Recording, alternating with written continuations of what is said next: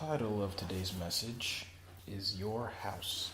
Now, we're going to look at ourselves today as being our own individual houses. And our souls live inside of these houses. We embody these houses, we dwell in them, and we make things come forth from these particular houses.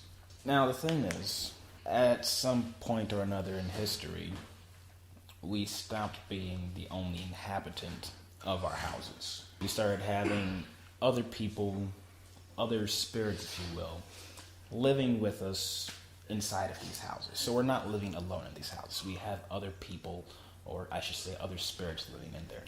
Now, for some people that may sound crazy and, oh, well, if you're schizophrenic, you might have that, or if you're demon-possessed, you might have that. Well, we are all possessed to some degree, if you really think about it. We're all possessed to some degree. You have the alter ego, if you will, or you have these attitudes that come up in you when there are certain circumstances present. These spirits come up in different situations because they're all different spirits that are living within the human individual. Our first scripture is going to be in Luke 16. This is just to illustrate the point that we are not alone in our houses any longer. We have other beings living inside of us as well. And these beings, they affect who we are in a sense, and they affect how we react in certain situations. In Luke 16, we're going to read in verse 4. Obviously, this is when the dishonest manager has been found out and he's going to lose his job. He says, "Now I know what I will do, that when my position is gone, I will have friends who will welcome me into their houses." And we know from there he goes forth to get these guys to take something for themselves. However, that's not the point of this message. The point here is, he says that I will have friends who will invite me into their houses. These are not, it's not a physical house where a physical guy goes and walks in. This is your body, and not just your physical body, but your spirit body. And we allowed this entity to enter into us. So now we have a guest within our house, and he's living there with us. Now, over time, if we look at the history of mankind, we see that there's been a gradual degeneration, if you will, of mankind's morals, of mankind's connection with Yahweh.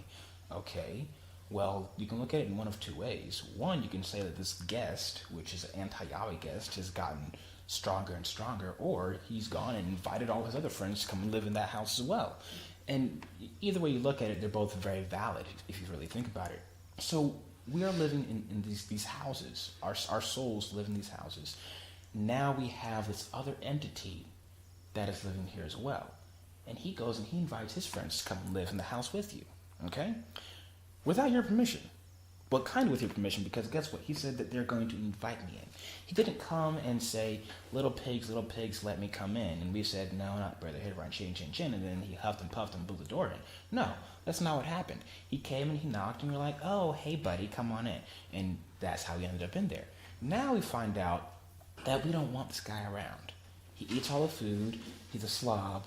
He doesn't clean anything up. He smells. He's rude. And all of his friends are, they're all the same way. And when we get to the point that we don't want this guy in, we find that it's a lot harder to get him out than it was to let him in the first place. So now we're stuck living with this dude and all of his ugly, smelly friends that are all rude, and they have parties at 3 a.m. and you're trying to sleep, okay? And we find that if we find that we don't want these guys around, we have to start trying to take steps to get rid of them.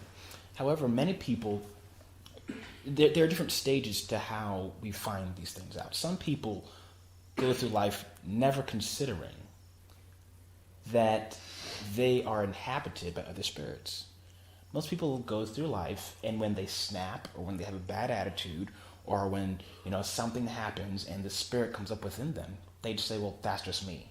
Nope, it's not just you. You cussed that guy out when he didn't put on his blinker, and the reason you got mad when that guy didn't wash his plate, the reason that you threw a rock at that guy because he looked at you funny, is not because it's just you. You did that because it's just Harvey, Henry, and Eddie living in you. That's why he did it, because there's other spirits living in there, and they come up when certain situations come about us. There are people that realize these things and don't want to get rid of them. There are people that realize who's living in there, but they embrace it, which is probably more dangerous than not knowing that it's there and just thinking, well, this is just me. I'm just cranky when these things happen.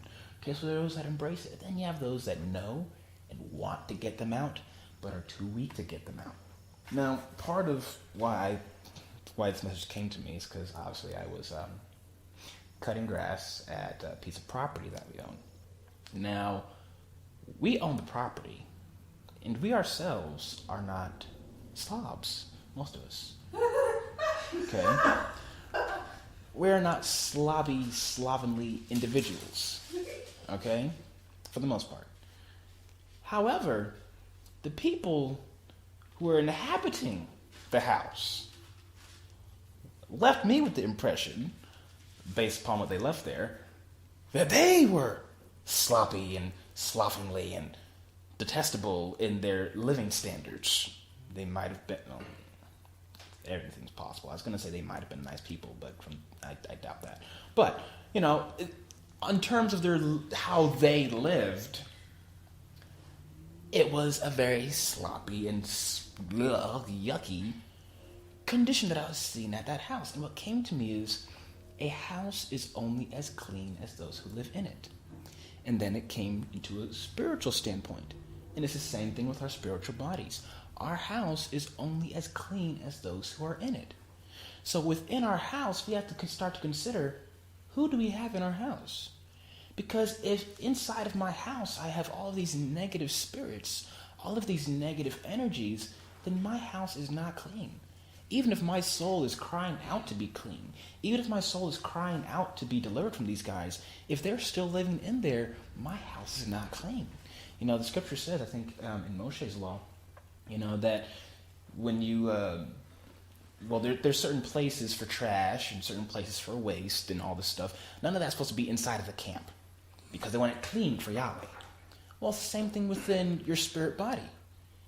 If you have all of these dirty, gunky guys that throw their spirit socks everywhere and throw their spirit underwear and they, never clean up their spirit dishes, and, your spirit house is just a complete mess with spirit cobwebs and it's falling apart because these guys are just yuck. Do you really expect Yahweh to come and dwell within that place? Yahweh's not going to do that. Yahweh is not that different in terms of, I would say, core fundamentals than the dishonest manager. The dishonest manager's not going to force his way in. Yahweh's not going to force his way in. God's not going to come in there and say, all right, you guys had your time. Out, out, out. No. Same thing, the dishonest manager's not going to come in and say, oh, you had your time. Out, out, out. The dishonest manager's going to come in and say, hey, can I come in? And then we open the door and we let him in, and he says, oh, hey, Jerry, you can come too. And Billy, you can come too. And we're just that little wimpy nerd like, oh, wait, but, I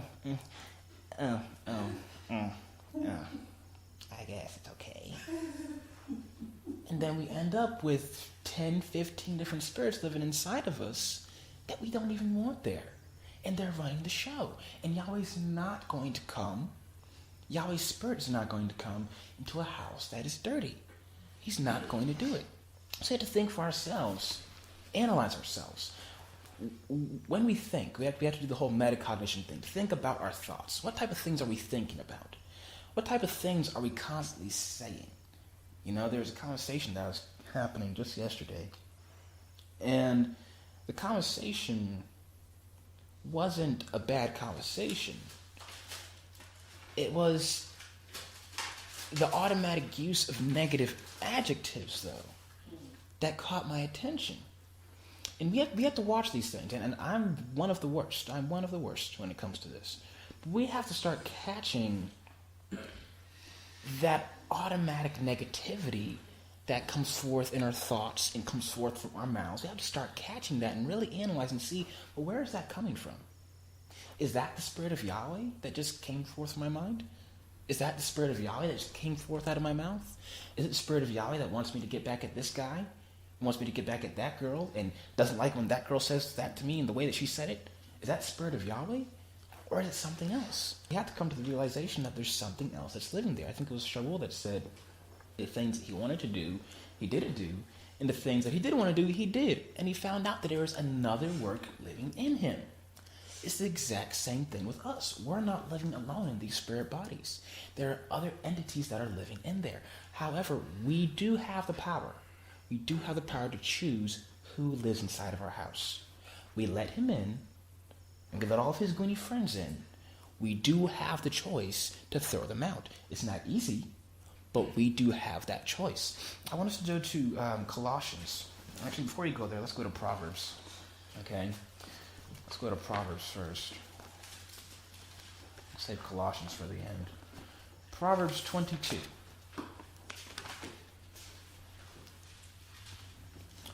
And we're going to look at verse 24. It says, "Make no friendship with a quick-tempered man, and do not associate with a man who is easily angered, or you will learn his ways and find yourself in a trap." This is not just a man. It's not just a woman. It's not just an angry dog. These are spirits as well. Okay? So how do you make friendship with a spirit? By continuing to do things that are going to ignite that spirit. That's how you make friendship with them. You get mad, what do? Do you go and you play some Enya so that you're not mad, or do you go and turn on what you know so that you can get madder and feel good? That's making friendship with that spirit.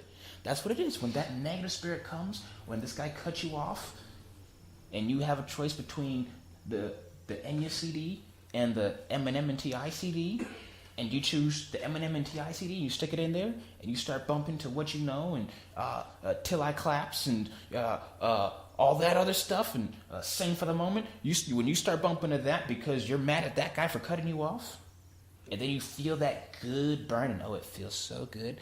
All of us who have done that, we know it feels so good. Oh, yes. It feels rich, deliciously rich. Oh, it feels good when you do that. But that's making friendship with that quick-tempered spirit. It says, don't make friendship with them. Don't associate with them, or you're going to find yourself learning their ways, and you're going to be in a trap. So when that spirit comes, when you see your neighbor pull out in a brand new shiny lawnmower with nice rims, and you look at your old rusty lawnmower that you got to push and jump start, and you start lusting after that, and you run over there, and first you meditate on his lawnmower day in and day out. Well, you're making friendship with that lustful spirit that wants to steal his lawnmower. And then eventually you go over there and you run over there and you bunk him over the head, and you steal his lawnmower, and you're making friendship with a lawnmower stealing spirit. That's what we end up doing. Now, these are obviously, really silly examples, but this is the world that we live in today. People aren't trying to control their passions anymore. People aren't trying to overcome their weaknesses anymore. The thing now is embracing our weaknesses. We make friendship day in and day out with these negative spirits, and of course everyone's in a trap. Back in the old days, nobody wanted divorce. If you got divorced, you wanted it to be hush, hush. Oh, no. And if it was getting up to divorce, you're trying to work things out. You didn't want it to come to divorce. Now, you didn't pick up your sock, divorce. Whoa. Okay? Now people get married and expect divorce. Like, marriage contracts now are like contracts in the NFL. Well, let's sign a 3-year contract, see how that goes. And if we like you, you might put a franchise tag. That's what marriage is like today. Why? Because no one really cares that much anymore. We've come so far. Everyone's always embracing these spirits of lust, of anger, of jealousy, and rage, and all these things that no one even expects to have a happy marriage. They get married, and 3 years, we'll see what happens. And people don't try to control their anger or their rage anymore. No. You have these songs, I was born this way. Of course you were. Trying to make it an excuse for looking like a goon. Of course you were born this way. We were all born with weaknesses. But does that mean that we should embrace them? Make friendship with them? Or should we train ourselves to overcome them? That's one of the number one issues with a lot of things going on in the media. whether you want to call it homosexuality, whether it's people sleeping with married people, or violence. The number one problem with all three of those things is that the media makes it seem like it's something that's okay. That's the number one problem. Because when no one is trying to overcome, when no one is trying to pull themselves away from these negative spirits, and the media is telling you just to keep making friendship with them, how are we going to clean our house? How do we clean our house? If we go to clean up and, Billy Bob throws his socks on the ground right after we picked him up, and we just go and, oh, Billy, please don't do that. No. Or we go and make Billy a sandwich after he throws his socks on the ground. That's what we do. These spirits go and they jack everything up, and we go and we make them a sandwich. We're making friendship with them. Why would Billy ever leave? He's living in a house with all his friends and some little wimp who every time Billy does something wrong, the wimp makes him a sandwich. Why would he leave? Of course he's not going to leave. It's perfect. It's perfect. He has the life.